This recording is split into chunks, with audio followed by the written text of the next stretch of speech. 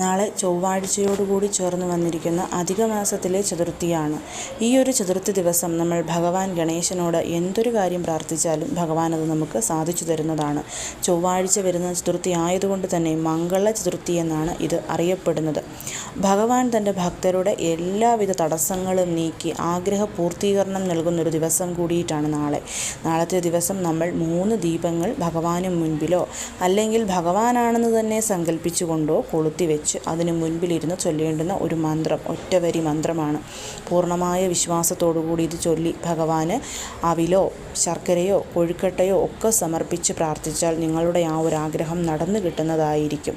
അതുമാത്രവുമല്ല, പുരുഷോത്തമ മാസമായതുകൊണ്ട് തന്നെ ഭഗവാൻ മഹാവിഷ്ണുവും മഹാഗണപതിയും ഒരുമിച്ച് നമ്മളെ അനുഗ്രഹിക്കുന്ന ഒരു അസുലഭ ദിവസമാണ് നാളത്തെ ദിവസം എന്ന് പറയുന്നത്.